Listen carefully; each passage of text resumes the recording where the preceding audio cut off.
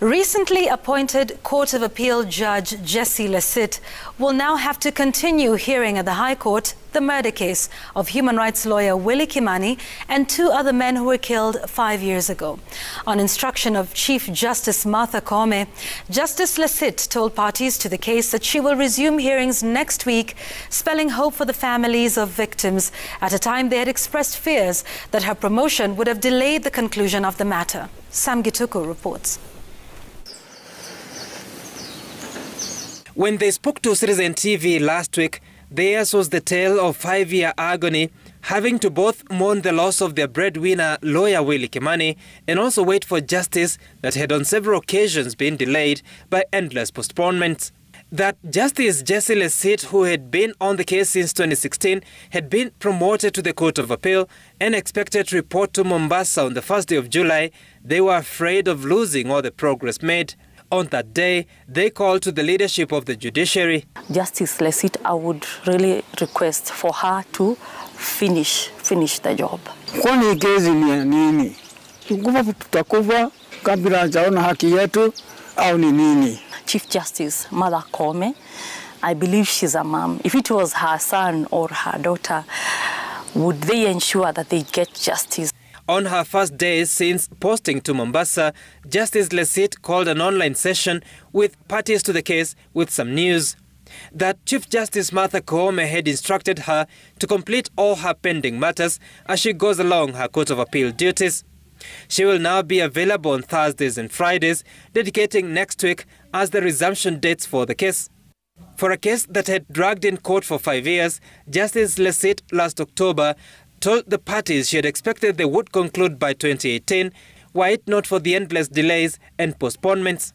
Fingers pointed at the defense for attempts to delay the matter, but the defense has refuted the claims. I tend to think that I've adjourned the matter maybe once, and that is in the last 2 years. I've adjourned that matter once.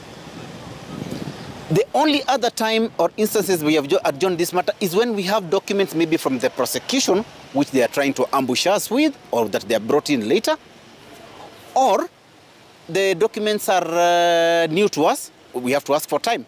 The defense had been accused of deliberately delaying the case since Justice Lesit was nominated to the Court of Appeal in July 2019 with the intention to have another judge take over the matter and create a leeway to have the matter heard afresh. Ordinarily, a High Court judge promoted to an upper court would have to hand over pending matters to another judge of the High Court. The Chief Justice can, however, administratively require such a promoted judge to complete pending matters.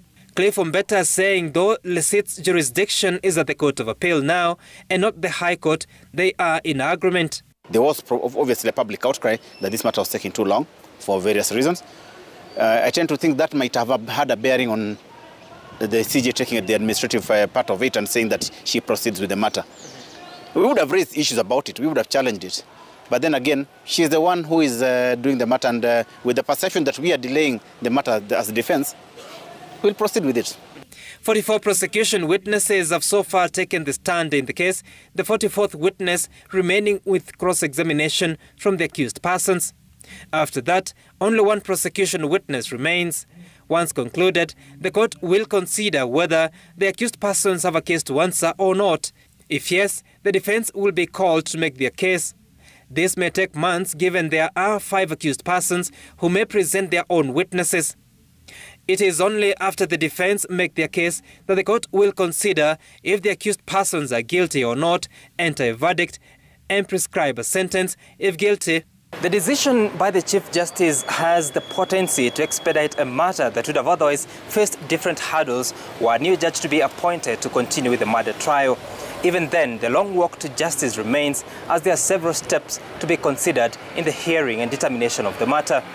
Sam Gituku, Citizen TV, Nairobi.